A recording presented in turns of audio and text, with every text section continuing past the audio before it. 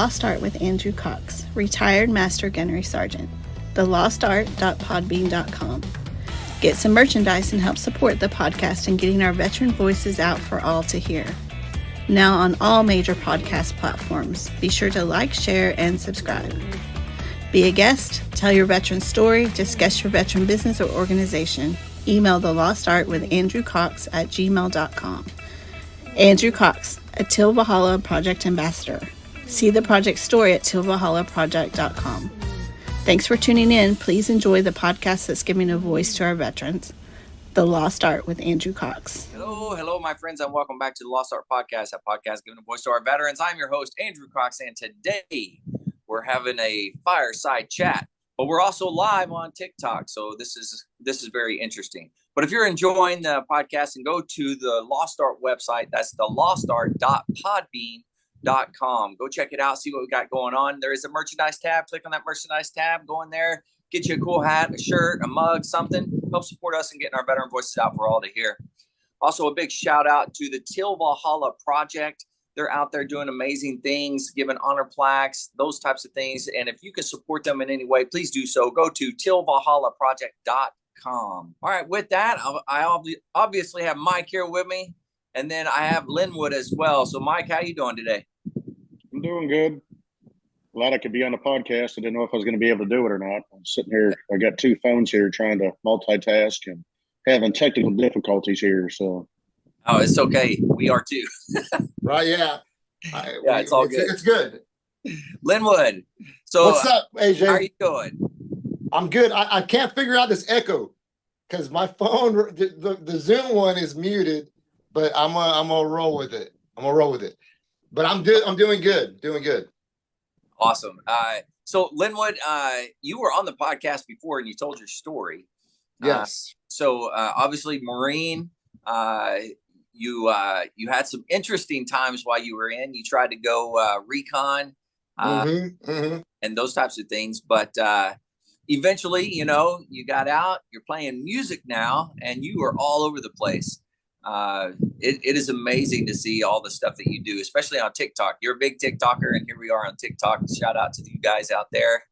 Yes, sir. But yeah, it's a pretty amazing thing. So tell me a little bit about what you got going on there, man. So, this echo is killing me, bro.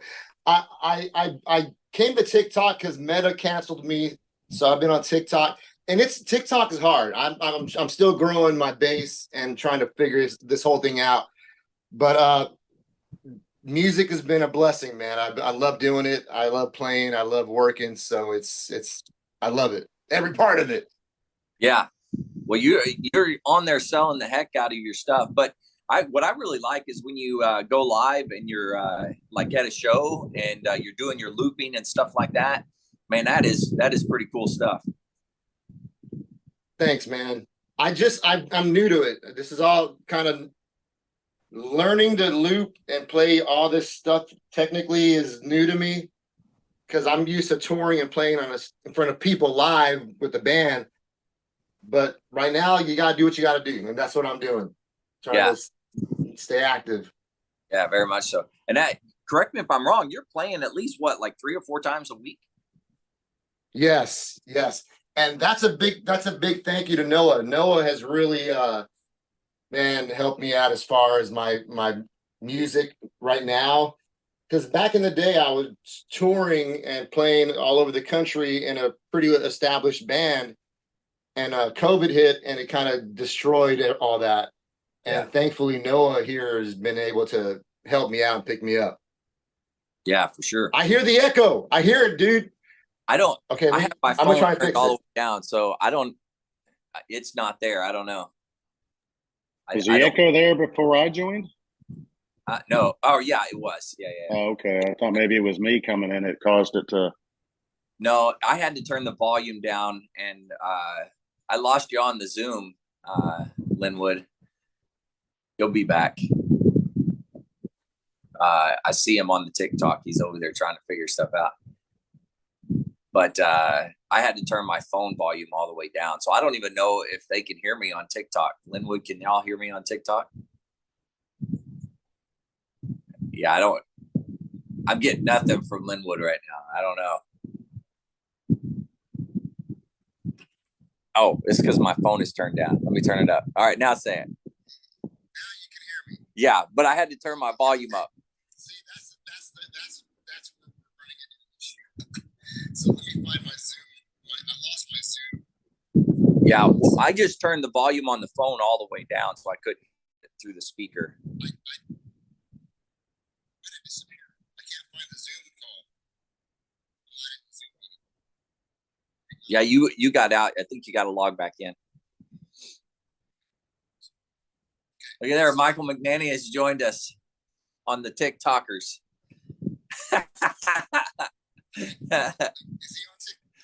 He's on TikTok right now too. I don't post anything though. There's nothing there really. So. All right.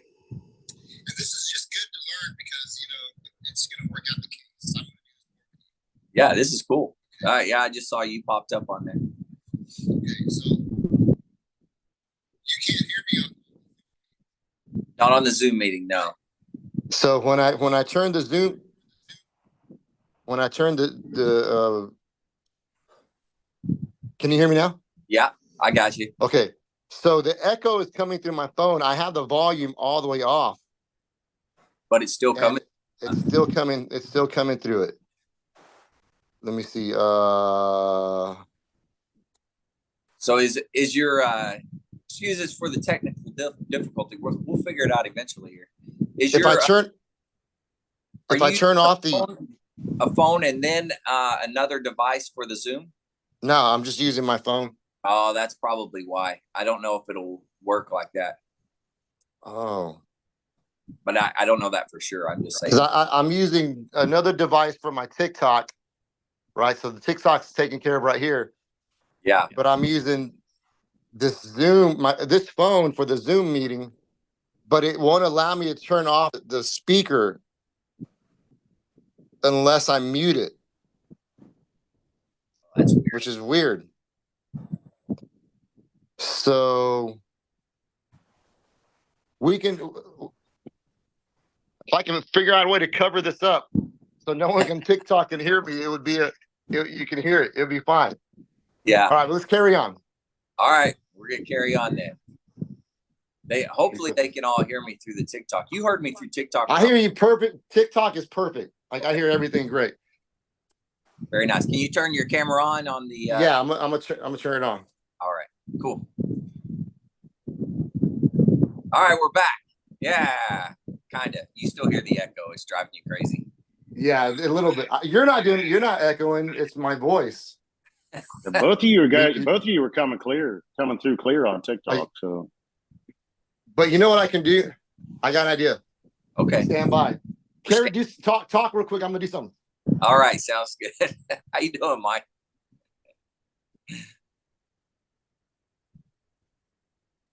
So I was turning the volume down on my phone because you guys were talking over there. Oh yeah. I didn't want to go blah, blah, blah, blah, blah. I'm doing good. It's strange to hear the echo. I agree. So luckily I just it's agitating. Yeah. We got a couple of people that have jumped in on here. We'll see. There's Louis, Ashley, John Rodriguez. I don't know how to tell if anybody's actively in there. I don't know how to see that. But thanks guys for joining. We're doing a podcast here. Lynn was trying to figure out some stuff on his end, and then we're going to jump into it. But so you're not working, or you're just kind of working to? Well, I'm doing computer work, and I've got online training I got to do, and we're getting to the end of the month. We go. My job, we go to customers. If I have to use parts off my truck, I have to do work orders and have to be in by the end of the month and take out inventory, and they're not out. Then even though I've used the part, technically the company, even if I wait till, going into November, we end up paying taxes on that part.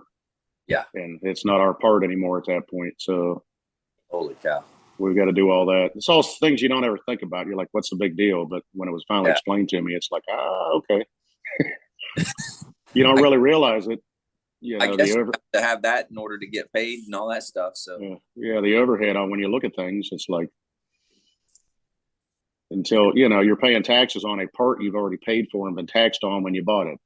That's the American way. So that taxes is one thing that I just don't understand. Check. You get taxed on your paycheck. You get taxed when you go to the store. Everything you do, you get taxed. You want to own a home, you get taxed. It's ridiculous. And at the end of you get taxed on a paycheck to begin with, and they turn around and tax you again on it when you want to. When you want to spend it, when you want to. You'd think you'd only have to pay taxes one time. I don't know. There's got to be a way to sort it out. It ends up tax wise. If you added up all the taxes that you pay in a month, how much do you think you're paying in taxes? Oh, it depends on how much what you make, to your home taxes, to property taxes, to how many times you go to the grocery store, what the cost of food and all that is now. So yeah, it's ridiculous. You go out and eat, it's ridiculous when you look at that, even that. And then even people are taxed. That's Trump's thing, talking about it. And I don't understand. I haven't really got into it enough to say I'm educated, not completely understand, but tips are taxed. It's taxed. Well, that's what I don't that's what I don't understand. If they're saying me tipping, the money I'm tipping is being taxed, or the receiver of the tip is being taxed on the tip for what they received at that point. And that's what I think it is. I wonder if that's because like if you put it on your credit card, because that's how most people pay. It could be.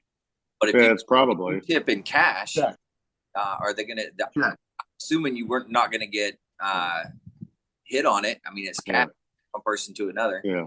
Well, as you as the giver of the tip, you're already taxed on that $20 bill. Yeah. So if you're giving it to somebody else at that point, and that's why, a lot of, I've noticed in this area, a lot of people are starting to go back to, cash only, as far as like construction work or, small work or lawn work and stuff like that. They're like, no, they're like, you get it? Figure cash it out. only. I got it. What was it? I had to, oh crap. I got it. I have a set of headphones, Bluetooth, I connected to this phone. So it's not as bad as before, but I can still hear it. Yeah, your volume's a little low on that as well, on the Zoom part. Musicians. That's because I connected these and it's coming through it. Oh, yeah. Oh my goodness. All right. Anyway. Just put them in the other room. All right. I'm just gonna jump off of TikTok and go to the Zoom. Say that one more time. I'm gonna jump on the Zoom call. Let me switch things around. Okay, yeah, do what you gotta do, man. I'm gonna do what you're doing. Stand by. Yeah. We'll still be here talking about taxes probably. So Roger that. Yeah, I think the whole cash thing, we need to start carrying cash around. Because there for a long time we weren't really carrying the cash and stuff like that. Well, that's the way the banks wanted it, and that's really, I mean, there's a lot of conspiracy theories out there on, we're going to a currency less, system where it's all card. Nobody carries cash anymore. Yeah, and when you go to banks and you do all that stuff, everybody sees, or at least the banks, right? They can see. Okay, can you hear me? Can you see me now? Yeah. Okay. So this is better for me. I'm gonna have to do TikTok with this one, so that I'm gonna rejoin you there. Okay, yeah, that sounds good. Awesome. I think that's all we had to do was get this live thing figured out. For the TikTokers, we're recording a podcast. We ran into some technical difficulties. This is the first time that we've tried to do TikTok with doing a recording for the podcast at the same time. So, okay. I hope you guys out there are enjoying our banter back and forth, and hopefully you can hear it all. I'm I'm getting this lined up. I bet I know who knows how to fix the problem. It's not this guy. We all know him. It's probably Noah Peterson. He's probably like, bet. you idiots. I bet. If he's watching, he's like, oh my God. Okay. I'm gonna just get there we go. This is coming together. I just gotta find you again on TikTok, and then we'll be rolling. I had to disconnect my audio from this thing. So let me get I see. But it's easier like you're doing Here, I'm Zoom on one, and I'm doing there it is. Awesome. Got you. All right. All right. Okay. I think we got it. Look at that. So now I got to remember when we do this, I got to go production through the Zoom and just kind of, I've been trying to figure out how to throw two different audio streams right to TikTok and then Instagram or Facebook when we do live. But I don't think they make a splitter like that, like a splitter to split the signal. Anyhow, all right, back on it. I feel better now. Thank you for your patience. All right. You thought you were going crazy. Yes. Yourself twice. Yeah. Real quick, I have to break out at 11. I'm taking all my kids to vote today, and so at about 11, I'm gonna have to maybe a little before then. All right, right on. Yeah, all right, let's go. Let's do this again. Sorry, y'all. I'm sorry, but we're good. We're recording, man. We're good. Wait, let's just keep on going. How's that sound? Do it. I'm good. I'm ready. All right. So now tell me a little bit about your kind of history with your music, right? So once you got out of the Marine Corps, what kind of happened and to progress where you are now? So I was always playing music as a young kid. I wasn't good though. I wanted to play music. I didn't have any musicians in my family that I was around. So there was really no one around to influence me except I had an uncle that loved music. He was a 70s rocker, stoner guy, and he was just all about live shows and music. And he dabbled in guitar, and he kind of I'd watch him, but I never had any type of instruction. I started playing music in church, as a young teenager, and then when I got saved, like the biggest moment and change in my life was when I got saved and gave my heart to Jesus. I felt like God wanted me to be in the music ministry. So I was just playing music in church, and then I joined the Marines, and in the Marines, I still played. When I got to my first, my MOS school, which was a year-long school at Fort Belvoir, I bought a guitar. I bought this it was a lot of money for me because I was a private at the time. And I would practice, and my first wife was so jealous of it. This is my I don't know if if every Marine is divorced, but my first marriage, my first wife hated me playing the guitar. Like she hated it. And at one time I was practicing, and she made this comment like, "You touch that guitar more than you touch me." And I had to prove my love to her, so I destroyed the guitar. Oh no! I love you. That thing, I had a mental breakdown, I guess, and I destroyed that guitar. And then I stopped playing until I got to Japan, and then I picked up the guitar again, and I was playing in the barracks with my friends, hanging out. And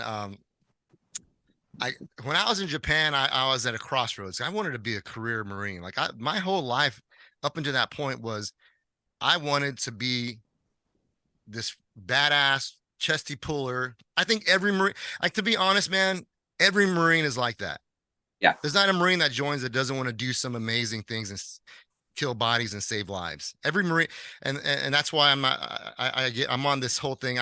Every Marine deserves credit, whether you're a recon Marine or a freaking admin. You freaking signed up, and your heart was right, Yeah. And so when I was gonna get out, I didn't fulfill the dream I had, but I prayed really hard about it, and I just felt like the Lord was saying, "Get out." And so I went to Bible college. I was playing music in Bible college. I got kicked out of Bible college because of my first wife. It was kind of weird. And then I can't blame her. It's my fault, but she's to blame, I think. But and at that point when I left Bible college, I'd already started playing in a rock band, and by the grace of God, I had a showcase with the record label, and they signed my band out of Nashville, and it was a strange beginning, Yeah. because I've always been fortunate enough to like not be very good at something, but do well at it. Like when I was in the Marines, I remember being in boot camp and I was thinking, I'd be standing at attention. And I'd be, man, I'm in boot camp. How'd they let me in? And then, wow, I graduated boot camp. How did I graduate? Man, and it was kind of like, you just are surprised. Like, Yeah. made it this far. Wow. And so, when I got my first deal was with the Christian record label, the Christian record company. And, I was touring, doing well, and I just felt a lot of conviction. I felt like I was selling my faith. I felt like I was expecting people to buy my albums because I was a Christian, and I didn't like that. It felt bad. Yeah.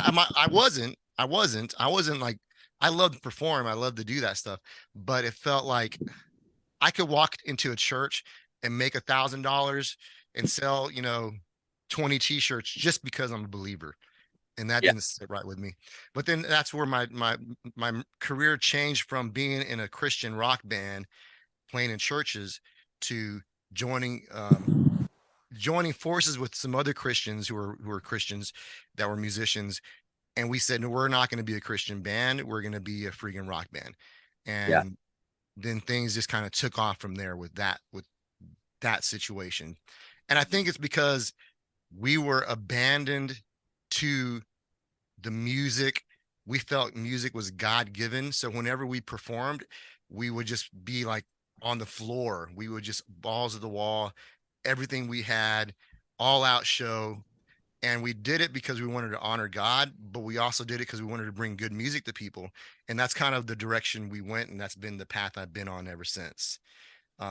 So, and it's been cool. It's been hard. It's been it's not an easy thing. Many are called, but few are chosen. It's a tough thing. It's a tough job. I've been fortunate enough to make a living. I'm not rich, but I'm comfortable. I have a great family. My wife doesn't have to work. She's just here with me but she wants to work, but she doesn't have to. We're just blessed. Yeah. Man. Yeah, for sure. Hey, talk to me a little bit about the, being a Christian and being in the rock scene has got to be a interesting take, right? Especially if you're on tour, you're going places, everybody wants to party and do all the crazy stuff. How difficult was that, or was it easy?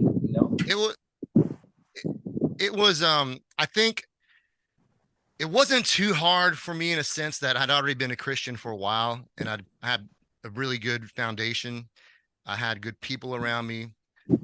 It was just my bandmates that I would be on tour with were very, they weren't like, we started off on the up and up, but then as time went on, you get tested, your values get tested.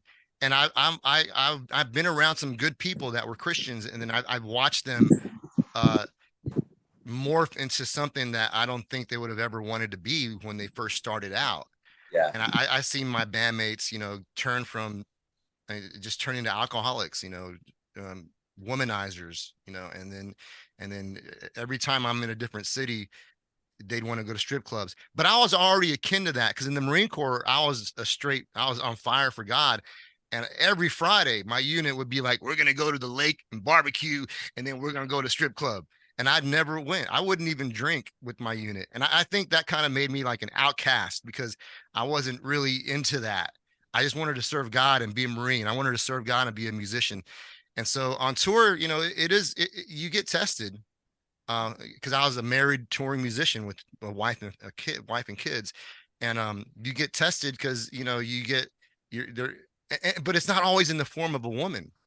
It's funny because people think it's sex. It's all sex, drugs, and rock and roll. It could be in a temptation can come in another area like pornography, or just secretly, being on tour, and I could secretly sneak out if I wanted to.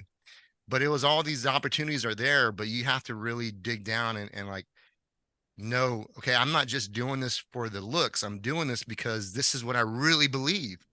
I really believe the Holy Spirit is with me. I really believe God is watching me. So that has been a conflict. You know, there's been times where my bandmates, we get offered shows in LA. There's clubs, there are strip clubs that book rock bands, and it's a popular thing. And we signed we signed a deal with Universal Records. It was Universal EMG Fontana was the label. So it was EMG was a subsidiary of Universal Records Fontana, and we signed this deal with them. And man, we were in LA with Jay Baumgartner, and he's one of the biggest producers in the world. He produced Korn, he produced POD, No Doubt, every major rock band. In his main band was Papa Roach. And we're in LA with Jay Baumgartner in his studio. He's coming to our rehearsals. He's fixing to produce our new record. And he has a band that he's been, I guess, grooming to be huge. And they're called Cruise. The band was called Cruise. They're all from Brazil. And they were amazing. So our label put us in connection with Jay because Cruise heard us in South by Southwest. And so then they wanted to build this friendship so we can kind of blow up together. The idea was Cruise was Jay's band, and then we were with our label, and our label was going to join with Jay Baumgartner and make him a partner, and then blow up. And so we got offered this huge show to play at a strip club in LA, and man, I wanted to do it because the industry, you know, Jay everyone would have been there. It's like it's nothing for them, like strip clubs, you know, whatever. But I couldn't do it. And I had to tell my label, and I had to tell my managers, and I had to tell my bandmates I couldn't do it. And my wife didn't, it's not my wife telling me. My wife doesn't tell me you can't. It's me, it's my conviction. Yeah. It's not, my wife isn't in my ear saying what I can and cannot do. I lead my family. So I didn't do it, but it was also, you felt the okay, something's different about those. And it wasn't a good difference, because when you do something for God in the industry, it's not unless they're really being open to the God, if the Holy Spirit's already moving on them, right? Say the Holy Spirit was moving on Jay individually, and then, you know, he saw that action and then God spoke to him. But a lot of times they're not moved by that. So they think of you like, oh, this dude, he's not with it. He can't do everything we'd like him to do. Right. And so, you know, that's when it gets a little difficult, because I do feel like I've lost over the years. If I would have been more carnal, you know, been more into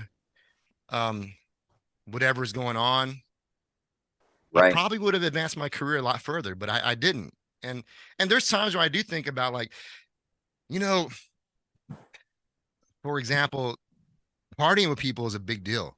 If you party with the right people and you're doing the right moves, you're going to advance your career.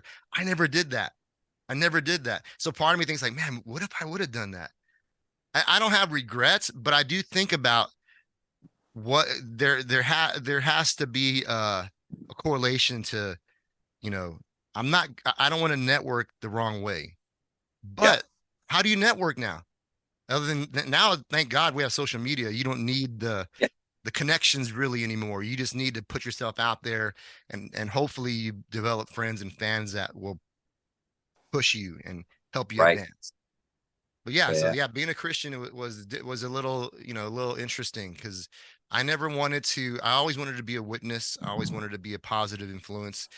But I do know that it can be a burden to people who don't understand that, because they think that you don't like them. Like, oh, you don't want to go to strip club with us? What, I got this all the time. What, you don't like women? You don't like boobs? And I'm like, boy, I got the hottest boobs in the world at home, man. My wife's got she got some, not, but that's what I'm saying. You get those comments, those jabs. Oh, you must be gay. Is that why? And so, but it's kind of how it is. That what Jesus said, that we would be mocked and persecuted. And that's not even persecution, bro. Come on. Like, that's nothing, really. There's people that really get persecuted. That's nothing. But yeah, it can be a challenge, but you got to just really remember why you're doing this. Oh, there you go. You're back. Oh, am I back? Yeah, you're back. I did that whole speech for nothing. Go back and do it again. How long was I gone for? No, it was like, I don't know, 5 seconds or so. Okay. I heard everything you said. Because I've done that. I've seen here. I sit and I'll be talking like, and then I'll come back and watch the tape, and I'm like, what the freak? No one heard me? All right. No, I heard everything you said, so right hopefully on. It recorded. Hey, if Mike heard everything, it's on there, man. Don't worry. Right on. Yeah. I want to make sure my internet's working. It is. I have a separate internet in this room, so I should be. Oh man, that's funny. No, it's probably me. You know, I'm using my satellite Starlink thing, so right on. That's so cool. Goes out, but it's all good. Yeah. So you know, you mentioned something a second ago, and I talked about it. You know, I do that as I see it or whatever. But yeah, I mentioned. I love those, by the way, bro. Keep doing that. Thanks. You're doing great on that, man. But you hit on you're the head of the household. And that is one that I talked about before. Kind of what's your take on that type of thing? You know, you can't be unequally, and I'm talking to Christians right here. This is like, a lot of people don't understand the Christian lifestyle. So it's foreign to them. And I think before they understand where Christian men come from, they get real judgy about us because they think we're being judgy. But you can't be unequally yoked to begin with. Like you can't be you got to have a wife. This is why I tell my kids, you date to marry. Don't go out there screwing around. You wait to have sex until you're married. I know that's old fashioned, but there's a reason why God made it like that. And so you can't be unequally yoked, because if you are unequally yoked, if you're married to someone who doesn't have the same faith as you, as a believer in Jesus, then you're going to be married to someone that's going to always pull you away from your leadership role. Yeah. Now, my wife is Mexican from South Side San Antonio. She is hardcore. My wife will stab you, bro. But she lets me lead. She lets me lead. And if she has a conflict, like if there's something she doesn't agree with me on, she won't argue with me in front of the kids. We've been married 10 years. She won't argue with me in front of the kids. She'll pull me aside and we'll have a discussion about it. Now, there's been times where we kind of, but she's always let me lead. And I think as a man of God, you have to lead your family. You have to follow the teachings, how Jesus teaches us. And I try my best to do that every day. I'm not perfect, but I try to be the head of my household. I try and lead my family in prayer. I make sure that they understand how, because my kids think daddy's rich and daddy just gets money because he doesn't do anything. They don't understand the foundation I built the past 30 years, especially my two babies. My older kids, they understand because I was always touring. I was always gone. They understand. They took the brunt of me building my life, my 20-year-old kids. But my little 7 and 8-year-old kid, they don't see me go to work. They don't like, because I'm fortunate to be home a lot. And they just think money appears in my bank account. But they don't know I have to work. I got to play gigs. I got to be on the road. I got to be hustling all the time. Yeah. And so it making sure that they're provided for, making sure that they understand it's not me that's getting the money. God's blessing us. God's opening these doors, and I'm teaching them how to trust Jesus and to trust God. So it can be a challenge because the little ones don't understand. The older ones, now that they're older, I see it's a beautiful thing. And maybe you guys can relate to this. When you see your 20-somethings that are working, that are going to school, or trying to accomplish something in life, they get it now. They understand. Wow. All right. Dad understood what it meant to work hard. And I tell them this isn't as easy as I thought it was. Yeah. No, it's not. My son Elijah, he just turned 22 and he's a mechanic. And he just loves being a mechanic. That's his thing, dude. He's been working when he was a 15-year-old, 16-year-old. He was taking apart motors, little go-karts and little mini bike motors, and he was freaking rebuilding them. And he's a mechanic now. But he came home yesterday to pick up a box that got shipped here, and I love when my kids come back home, bro. I mean, it's like If they just come visit me for 5 minutes, man, I get to hug him. I love it. And he comes and he's all dirty and just like tired. And he's like, "Hey, Dad." And I hugged him, and I always try and say a little prayer with my kids whenever I see him. But it makes you proud to think, yeah, he's trying, man. He's hustling. Yeah. And that's that's the whole role in trying to be a good leader and a good father. And again, all of us fail, man. I've blown it before, but the righteous fall 7 times, but they get back up, right? We gotta get back up, and that's just what I keep doing. Yeah, that's awesome. Hey, I got to tell you, as I go throughout my life, there's key people that I've always honed in on and stuff like that. And lately, I'll be honest with you, you've been giving a lot to me, man. I listen to your podcast, or not your podcast, but your live streams and the things that you got going on. It's really speaking to me. So thank you. Right Keep on. doing what you're doing. Well, I want to tell you this, AJ. I really feel like you got a good thing going, and you have to like. I know what it's like. You just got out of the Marines, right? You retired, and then it's like you're starting over again, and you're going, "What am I going to do? What am I going to do?" And that happened to me when COVID hit. I was like, "What the freak am I going to do? I can't tour." I have a couple of businesses that are running, but they took hits, and it's hard to not have anyone there to help you. And man, I want to see you succeed. I want to see everyone succeed. That's the thing. It's like I don't look at someone and think, "Oh, I hope they don't make it." I want to see everyone succeed. Like Noah. I love Noah. And Noah's an example of here's the deal. You may not think someone's doing as well, right? You may like Noah probably thought I was doing great. And Noah probably thought I was killing it because he knew me from the times I was playing these major festivals, making 2-3 grand a show. He saw me I was on radio and television, and I was doing a lot of really cool things. So I think Noah may have not understood when I reached out to him in January, the place I was in, because I have a lot of success, but a lot of that success doesn't mean it's money. You can see guys on television, you can see guys hear them on the radio, you can see them doing these amazing things.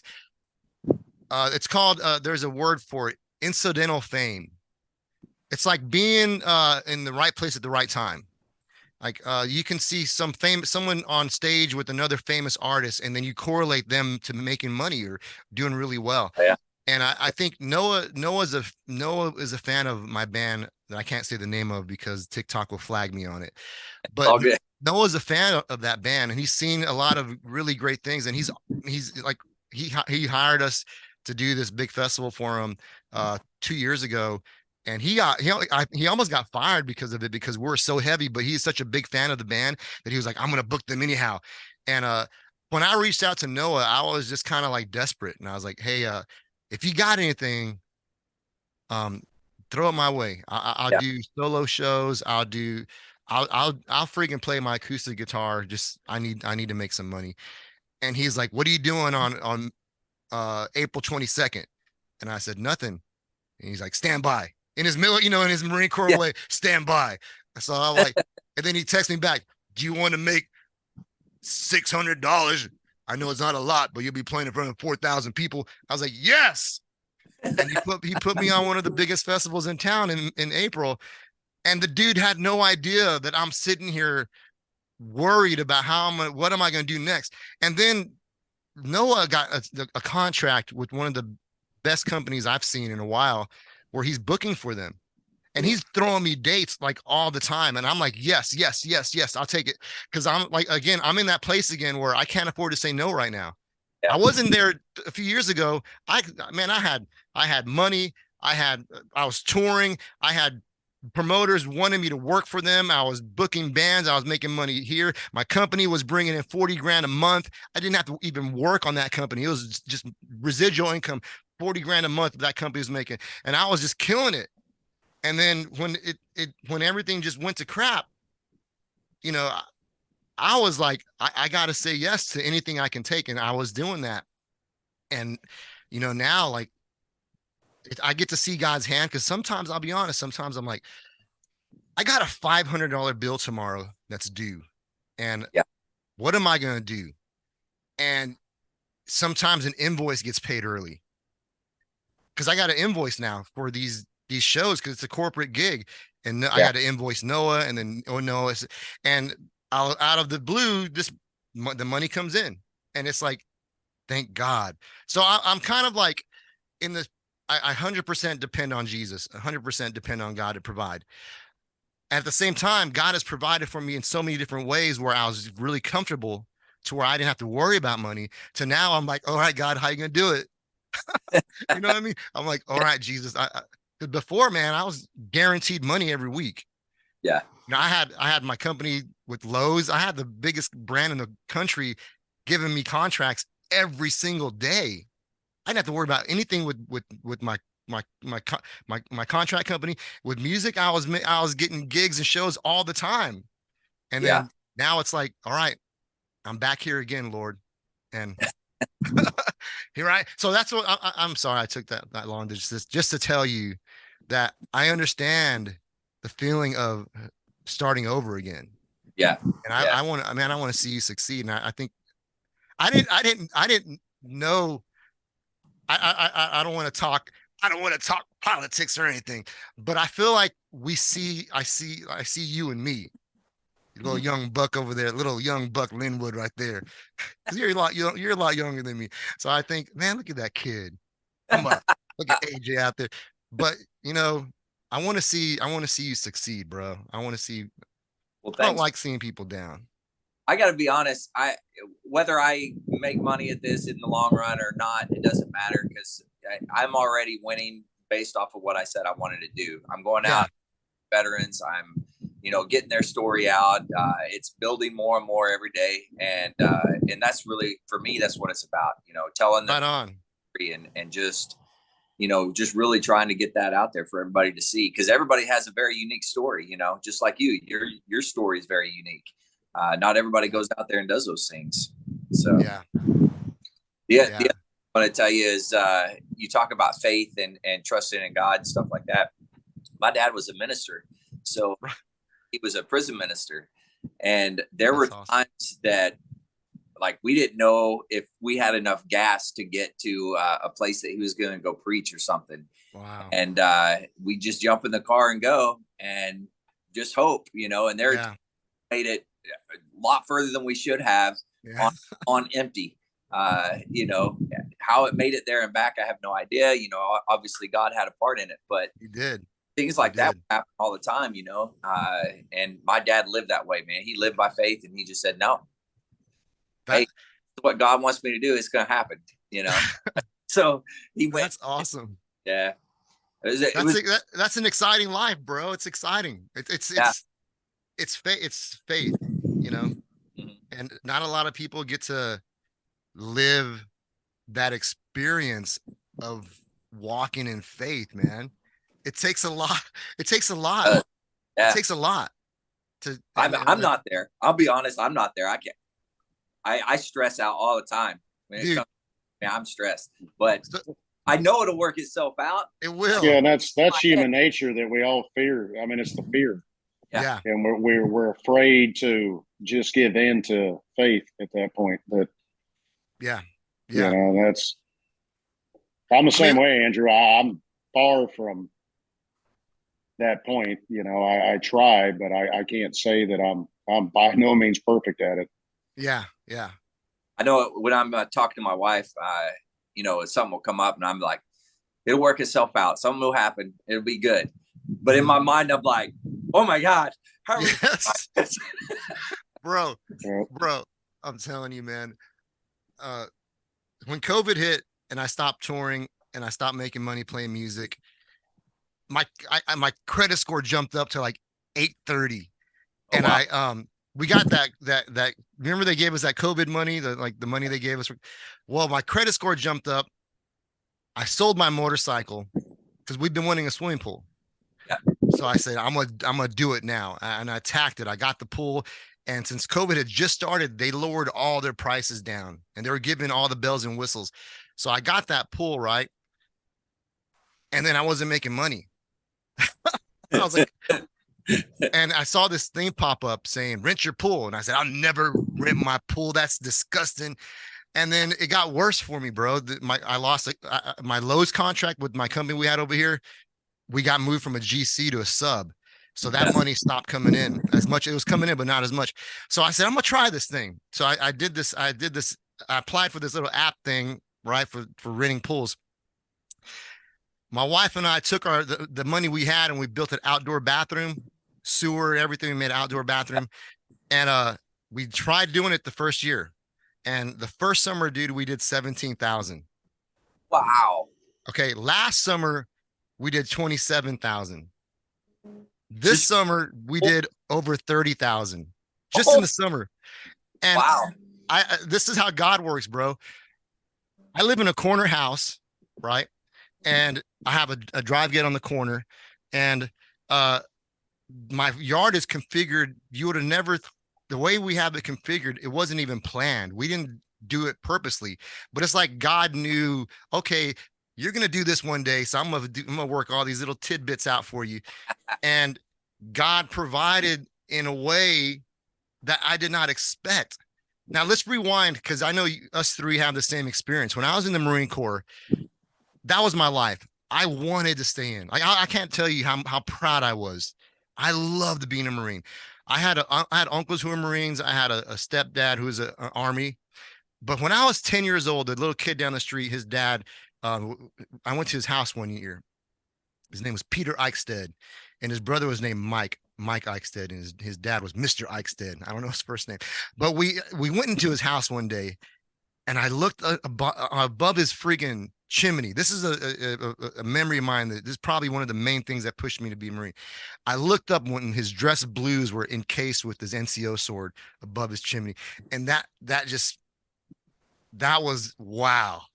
And so when I joined, I wanted to be a lifer, but when I was going to get out, that was the hard part. And I don't know if y'all went through this, but when I was planning to get out, everyone would tell me, why are you going to get out? What are you going to do? How are you going to make it? You can't make it. There's no, like, I would be told I was dumb for getting, I got offered a new contract, and I wanted to be force reconnaissance like everyone else. And I was qualified for it, but the Marine Corps came back and offered me crash fire rescue. And I thought that was cool. I was like, crash fire rescue?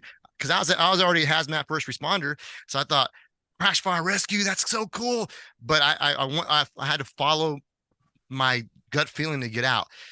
And when I got to Separations Company in Camp Pendleton, this one kid was with me. I don't know how, I don't know if he was getting out, but it's funny because if he was getting out, why was he giving me a hard time? But this dude was giving me a hard time about getting out and how I wasn't going to amount to anything. And, but that's Egypt. That was my Egypt.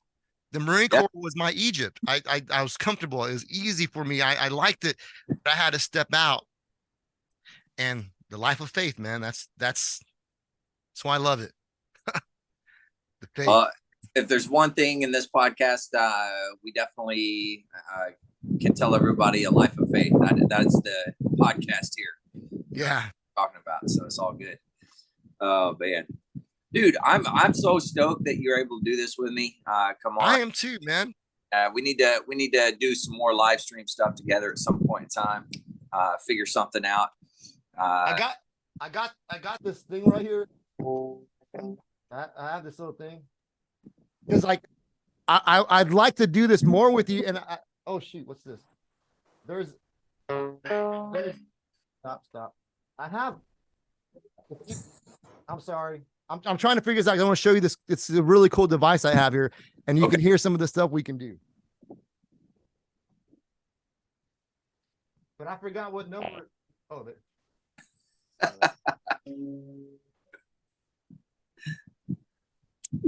There it is. Like this little machine right here. Yeah. Like you can like tell a joke, and then be like, and it has the laughter and all that stuff. It has all kinds. I can change my voice with it. Oh God. I can change my voice. I love it. I can make it real. Hello. It's a little thing I got for live streaming, and when I perform, it's a looper. But there's a lot of interesting things on here that I've been trying. I've been trying to utilize it and incorporate it. Well, just ideas, and you're always thinking. But I want to do this again with you, man. I love that. Yeah, for sure. Hey, I've got to be honest. One thing that I love about when you go live and stuff, your voice is incredibly unique, and I love it when you're talking or whatever, and you're.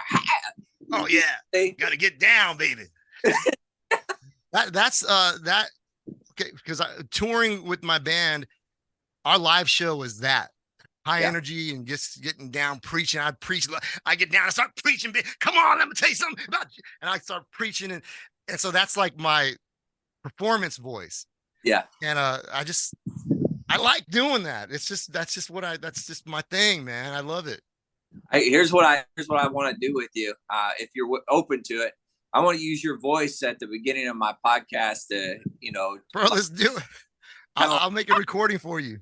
Yeah, I don't know. We'll have to come up with something though. We'll put you on there. Let me show you what my buddy did for me. Watch. Yeah. This is my buddy. He does voiceovers, and so he made this for me. Watch. Brothers and sisters. Hold on, I got to get the tempo right. All right, here we go.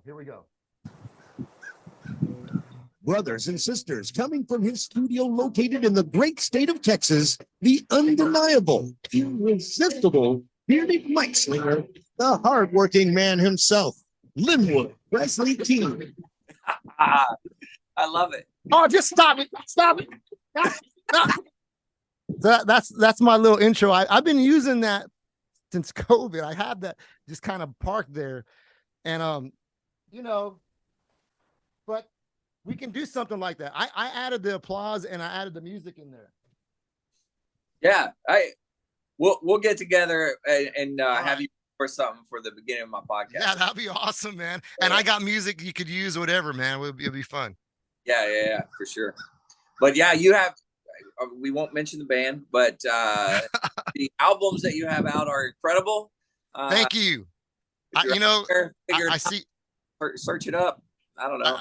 I see my buddy Gooley. He's my bass player. He jumped in there. He's on my live stream right now. He may have left. I don't know. But, the band, I'm so proud of that band. Yeah. And there's real quick before I break out, let me just tell you about music in like the way the music is right now. So when I perform solo gigs alone, I pay all my musicians that play with me expect me to pay them. Like if I do a Lynwood King show, they expect to make money. And I'm just going to say it. The Heroin, when we would tour, we're partners. Like those guys that I pay, they don't understand what I go through. They don't understand the risk and they don't understand the heartache, the letdown, or the exuberation of joy when something great happens to your band. Whereas the Heroin, these guys were, we would be on tour together for 3 weeks making zero money at first. We would be happy just to not even have to buy gas. If the tour covered everything on the like expenses were met on the tour, we were happy. And then there were times where we did have to pitch in at the very start, at the very beginning. It was, so these guys in the Heroin have a different outlook on what it means to perform live. And I think that's what brought so much success. And what comes to the recordings is we've, as a band, have experienced so much pain together, failure together, and then so much success together that it comes across in our stage performance. But these guys would never, we would rarely make money. Like it took forever for us to finally get paid $1,000 to play a show. Yeah. $2,000 was like, wow. But when you're hiring guys to play with you, it's not the same. Mm-hmm. So I wanted to leave that little word out there because I saw my buddy jumped on here, and it can be discouraging when you're in a touring band that is, you're in this is your band, and success isn't coming like it used to. Whereas if it's a solo thing, if you're a hired gun, doesn't matter. They give my money. As long as I get my money, I don't care. Just give me my $100. You know what I mean? And so that, I think that comes across in the recordings too, and in the live show. Yeah. Music, you know, music's such a hard, it's a hard life, but it's all passion. Like my wife would say, it's all gas. You just got to have it, and you got to go all in with it. And that's what we do. That's what I try and do all the time. Yes, sir. I love it. Give me the. I'll work. It's been a minute. The Heroin hasn't played a show since June 2nd. And Really? I've been playing, like, I play almost every day on my solo stuff, because I try and live stream every day. But we just haven't. A lot of it is we're just, I think we're being lazy. You know, when you're like we can play a set with our eyes closed. You know, we can, if you call me tomorrow and say, hey, wait, I need you to be on television here in LA, come on, the band would fly out there and we'd be ready to go. It wouldn't be like, and we have the songs. I just think right now it's kind of like burnout, maybe some burnout, and that Semper Fi, brother. I have a Marine that jumped on here. I don't know if you can see it. Ambient Melancholy. This is my buddy AJ. He's Master Gunner Sergeant. But yeah, give him a follow, man. We're gonna try and do co-host some podcasts, or at least co-host on TikTok once in a while, man. But follow his page. He's a good man. Thank you. I got a break, man. I got my kids. We're gonna go vote. Go vote, y'all. Listen, I don't care who you vote for. I kind of do, but you know, vote who you want to vote for. But get out there and vote. And here's the thing. I promised in 2016, I was a little arrogant. I went around bragging about how my guy won. And in 2020, I ain't gonna say anything. I was depressed. I've been depressed for 4 years. I'm still getting over it. But you know, if my guy wins, I'm gonna be real humble about it. I'll tell you that. I'm gonna say that. But if your girl wins, you be humble about it too. You know that happen. Let's try and both be humble. But go vote. I'm gonna take my kids to go vote right now, man. AJ, I love you, brother. Thanks for coming on, man. Truly thank you. It. Thank you, bro. Doing the co-hosting with me and stuff on the TikTok as well. So it's pretty cool. Right on. I got a break. How do I end this? Do I just push this button? For the Zoom? Yeah. Yeah, just hit end or whatever, and then that'll take you out. All right, I'll see y'all later, man. God bless you. All right. Thank you. Thank you, bro. It's good stuff. Well, I got a couple of TikTokers. There's one called Michael McNanny. He's there. So yeah, that's me. Oh man, I heard he's a bad person. Oh, is that right? Yeah, that's what I heard. Gotta do what you gotta do, I suppose. Somebody called him Marvelous Mary or something. I don't know. I can't believe that. Marvelous Mary. Magical or something. Magical. Yeah. There's a lot of M's that go along with him. Yeah. Well, what do you got? You got to go back to work? I got a whole bunch of computer work I got to get done here. So I've been lazy and complacent, not getting it done. So what are you going to do, right? This is true. Well, I guess I better do my tag ending here, and then I'll close out my TikTok thing too. Yeah. So this is for TikTok and for my podcast. Say it again. I was going to say I appreciate you letting me come on. He was pretty amazing. It's fun to listen to him. Yeah, he's a fun guy, man. Pretty inspiring, and you know, I was going to say, but I didn't want to cut in on it. But you know, he kept saying he doesn't want to see anybody fail. Yeah, and that is a trait that you don't find much in society anymore. Everybody's jealous of another person, and well, how do they afford that? It's like, can't you just be happy for somebody? Yeah, you're right. Know, just be happy for them. You know, all it is jealousy. Yeah, very true. You know, how do they get to do this? How do they get to do that? How can they afford that? It's like, who cares? Yeah, just be happy for them. Buddy. Yeah. It's probably not easy. You're looking at somebody that's being, successful or whatever. You're like, dang, I wish that was me, type of thing. Yeah, it's jealousy. It's envy. It's like, why can't I do that? Well, yeah. You could if you looked at it in a different way. You know, it's just, yeah. Put in the work, like he said, you know, he put in a lot of extra work. Well, that's just it. He put in the work. And I think that's, you know, I don't claim to be, do I believe in God? Yes. Do I claim to be as spiritual as I should be? No. Yeah. But, and that's one thing that I was always taught to me, even as a kid, by my grandparents. But, you know, and through the years talking with people is God's going to give you the opportunities. Yeah.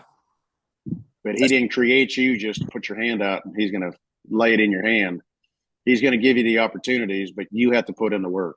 The expectation is he gave you that ability to work, to do it. You're the one that has to earn the opportunity. It's not free. That is very true. Yeah. And it's difficult. That no matter what task it is, it's going to be difficult. It's not going to just be perfect, easy go, you know. Well, and that's the society we live in, and just in general. I'm not saying in certain ways, but you know, now it's everything's so easy. We have convenience, you know, instant access. You know, we've gotten selfish to the fact that, well, I can do this and I can order this and I'll have it today or tomorrow, or I can do. It's like, well, it's not. In the big picture, life isn't really that easy, and that wasn't how it was designed to be. We seem to think as humans it is, but it isn't. Yeah. I mean, it really, if there's anything worth having, it's, you know, if it's just given to you, you don't appreciate it. Yeah. But if you work at it, it's definitely appreciated at the end. Yeah, it's like the first car you bought, you know. Oh yeah. I remember when I was in high school, I had this truck. I saw it every day, and I said, "My dad," I said, "Man, I want that truck. You know, if you get it for me, I'll pay you back." And he's like, "I'm not buying you anything." He said, "When you get it, you get it. I'm not buying you anything." He never did. First vehicle I ever bought was when I was in the Marine Corps. Yeah. You know, I remember my dad said, he said, I'll do the down payment, like the first, but he's like, I ain't doing nothing else. Everything else. And, you know, it's going to be in your name. You got to pay for the gas. And he put me on his insurance, but I had to pay him, you know. Yes. Yeah. But he was like, I'll do the down payment. So we went and looked at brand new vehicles, and I looked at the payments and I was like, that ain't happening. So I found some Chevy S10 that was being resold, old Chevy S10. I was like, I'll take that one. That was more along the lines of what I can afford. So yeah, I drove that for years and years and years. It was a good truck. Yeah. Yeah, but I mean, that's just it. You know, even the first vehicle I had, you know, you respected the heck out of it because every time you look at it, man, I washed that baby in 29 Palms every weekend. Man, that baby was washed, waxed it every other week. Park as far away from everybody. Everybody used to laugh at me and say, "Why do you park so far away?" I was like, "I don't want anybody smacking it. I don't want anybody touching it. You're not touching." Worked hard for that. Yeah. Mess it up. But you don't realize it if somebody else gives it to you. It's like, whatever. You know? Yeah. That's true. It's a good point. All right. Well, we'll go ahead and close this one out. You got any words of wisdom for everybody? No, not today. No words of wisdom. Well, maybe word of wisdom. Words of wisdom. I'll go back to Lynwood. You know, hey, just be happy for other people. That's good. That's words of wisdom. I'll steal his words. He said it more than once. So just be happy for other people. Yeah, I like it. All right. To all the listeners out there, if you're struggling, you need some help, anything like that, don't forget the VA does have some great resources. You can always dial 988, press option 1. You can text 838-255, or you can go to veteranscrisisline.net. Click on the chat icon. Any of those options will put you in contact with somebody that can help you out. But remember, one veteran life loss is one too many. I care about you. Mike cares about you. I know Lynwood cares about you. So please reach out for help. And if you're out there, you're not struggling, go ahead and reach out to the buddies that you serve with and ask them how they're doing. And if they need help, give them that helping hand. All right. With that, Mike, thanks. I appreciate you, man. Thank you. To all the listeners out there, stay motivated. Change your socks. And vote. Oh, yeah. Go vote. Yeah, that's good. I like and that. And vote.